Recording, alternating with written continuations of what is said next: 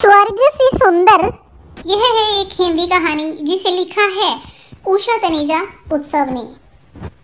बेटा, मैं तेरे मामा के घर जा रही हूँ, शाम तक लौट आऊंगी। घर से बाहर निकलते समय मीना देवी ने बेटे से कहा और बाहर के दरवाजे की तरफ मुड़ी। माँ, बेटे ने पीछे से आवाज लगाई। 3 कदम बढ़ा चुकी मीना देवी के पांव ठिठक गए। उसने पीछे मुड़कर देखा तो उसके बेटे ने पूछा, माँ, आप रोज रोज मामा के घर क्या करने जाती हो? कुछ नहीं, कुछ खास नहीं, बस सबसे मिल लेती हूँ, वो भी तो मेरा अपना परिवार है। फिर शाम तक वापस आ ही जाती हूँ अपने इस परिवार के पास। माँ ने अपनी भावनाओं पर काबू रखते हुए जवाब दिया। रोहित को माँ के शब्द तो साफ साफ सुनाई दे रहे थे, पर उन शब्दों के पीछे बहुत कुछ छिपा हुआ महसूस तो हो रहा था, लेकिन दिखाई नहीं दे रहा था। यही सोचते सोचते उसने कहा, ठीक है माँ, हमें भी एक ज़रूरी काम से बाहर जाना है। पीछे बच्चे अकेले हैं, अगर आप आज उनके पास रुक जाती तो अच्छा रहता, हम बेफिक्र होकर अपना काम निपटा सकते। खैर कोई बात नहीं, हम कुछ हल निकालते हैं। कहकर रोहित अपने कमरे की तरफ बढ़ गया तो मीना देवी कुछ सोचती हुई वहीं खड़ी रह गई। 2 मिनट असमंजस की स्थिति में खड़ी रहने के बाद वह आवाज़ ऊंची करके बोली, बेटा, तुम्हें अगर ज़रूरी जाना है तो तुम चले जाओ, मैं कल चली जाऊंगी। तभी रोहित बोला, हाँ माँ, जाना तो ज़रूरी है। तो ठीक है, मैं घर पर बच्चों की देखभाल कर लूँगी। इतना कहकर वह वापस अपने कमरे में आकर बैठ गई। थोड़ी देर बाद रोहित दोनों बच्चों को माँ के कमरे में बैठाकर अपनी पत्नी के संग चला गया, क्योंकि उसकी पत्नी राशि को अपनी सहेली से मिलना था।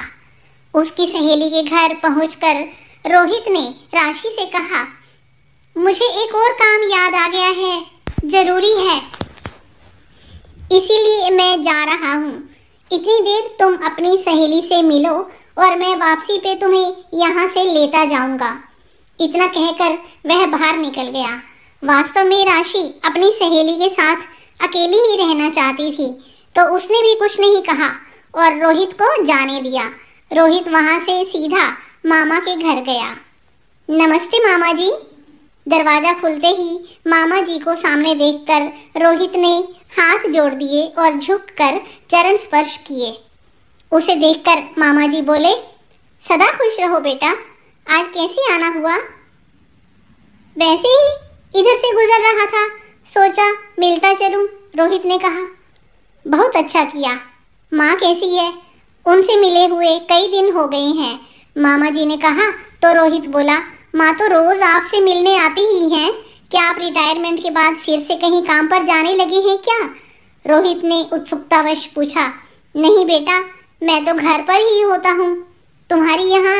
तुम्हारी माँ यहाँ रोज़ तो नहीं आती, मामा जी ने कहा, पर माँ हमें तो यही बताकर जाती है। रोहित मन ही मन सोचने लगा, लेकिन कुछ कहा नहीं, क्योंकि वह नहीं चाहता था कि माँ को इस बात का पता चले कि वह मामा जी के घर यही जानने के लिए गया था कि माँ वहाँ क्या करने जाती है।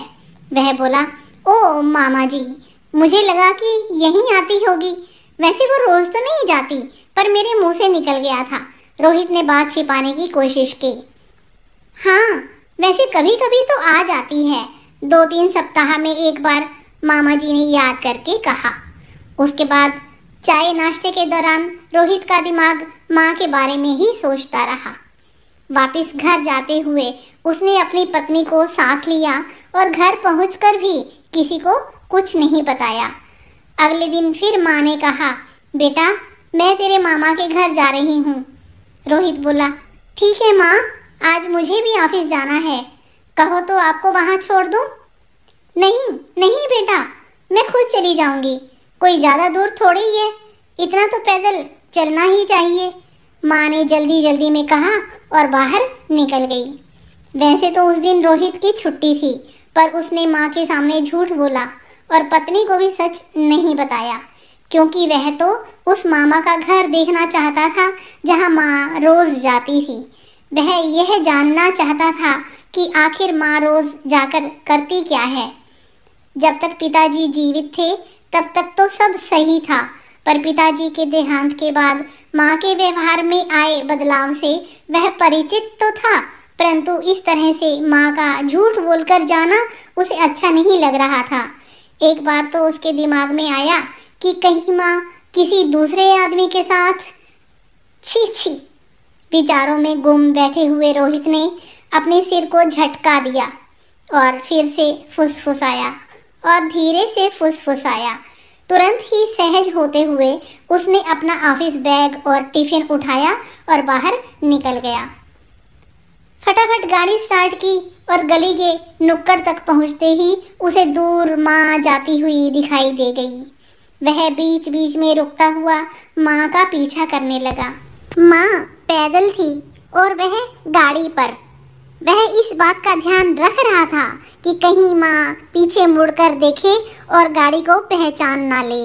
करीब 20 मिनट तक वे दोनों चलते रहे। उसके बाद उसे समझ आया कि माँ रेलवे स्टेशन की तरफ जा रही है। उसने भी गाड़ी पार्क की और पैदल चलकर माँ का पीछा करने की कोशिश करने लगा, पर इतनी देर में माँ तो नज़रों से दूर जा चुकी थी। वहाँ पर 2 ही प्लेटफॉर्म थे, एक खाली था और दूसरे पर खड़ी गाड़ी ने सीटी बजाई और धीरे धीरे सरकने लगी। थोड़ी देर में गाड़ी जा चुकी थी, प्लेटफॉर्म खाली हो चुका था। वहाँ सिर्फ एक गार्ड दिखाई दे रहा था। गार्ड ने जब देखा कि कोई युवक परेशान सा दिख रहा है तो उसने पूछा, सर क्या आप किसी का इंतज़ार कर रहे हैं? रोहित ने ना चाहते हुए भी हाँ में सिर हिलाते हुए कहा, हाँ भैया, मेरी माँ को ढूंढ रहा हूँ जो इसी गाड़ी से आने वाली थी पर कहीं दिखाई नहीं दे रही हैं। गार्ड ने रोहित के झूठ को भांपते हुए दूर पेड़ की तरफ इशारा करते हुए पूछा, क्या वह आपकी माँ है? रोहित ने सिर घुमाकर देखा तो कहा, हाँ यही मेरी माँ है।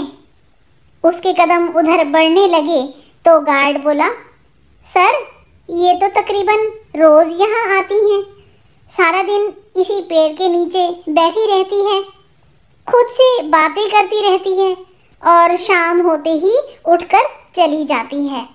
इतना सुनते ही वह रुक गया। वह उस गार्ड से और बहुत कुछ पूछना चाहता था। उसने गार्ड को पास ही रखे बेंच पर बैठने के लिए कहा और वे दोनों ही उस बेंच पर बैठ गए। उसकी नज़र पेड़ की ओट में बैठी माँ पर ही लगी रही। उसके अवचेतन दिमाग में उस पेड़ की छाया और मामा के घर का संबंध समझ में आ रहा था। गार्ड ने रोहित को बताया कि एक दिन किसी अच्छे घर की दिखने वाली इसी औरत ने उसके पूछने पर बताया था कि मेरे पति की मृत्यु के बाद एक भरे पूरे घर में मुझे अकेलापन काटने को दौड़ता रहता है। कहने को तो बेटा, बहू, पोता, पोती साथ ही रहते हैं, परंतु मैं अपने कमरे में अकेली पड़ी रहती हूँ। मुझे 2 रोटियाँ तो मिल जाती हैं, पर बच्चों के साथ 2 शब्द बोलने को तरस जाती हूँ। अपनी कहानी सुनाते हुए खूब रोई थी उस दिन। बेटा, यह तो घर घर की कहानी है। अब तो लगता है कि इस कहानी का हल निकलना बहुत मुश्किल है। कहते हुए गार्ड की आंखों से भी आंसू गिरने लगे। रोहित समझ गया कि ज़रूर यह गार्ड भी ऐसी ही परिस्थिति से गुजर रहा होगा। उसे खुद बेटा होने और अपनी ही माँ को ना समझ सकने पर शर्म महसूस हुई। उसने अपने आप से वादा किया कि मैं इस गार्ड की परिस्थिति को ठीक कर सका या नहीं, पर अपनी माँ के लिए अपने घर को स्वर्ग से भी सुंदर बनाऊंगा। यही संकल्प लेकर उठा और माँ को साथ लेकर घर चला गया।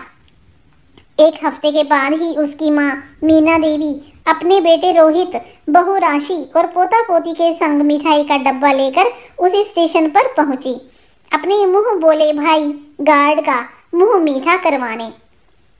दोस्तों, यह सब कैसे हुआ आप जानने को उत्सुक होंगे ना? तो मैं इसे पूरा करूंगी अगले भाग में। आपको यह कहानी अब तक कैसी लगी? रोहित ने इसका हल क्या निकाला होगा? घर का काटने वाला अकेलापन मीना देवी के लिए स्वर्ग से सुंदर कैसे बना? अगर आपके पास कुछ विचार हैं तो कमेंट बॉक्स में मुझसे साझा ज़रूर करें।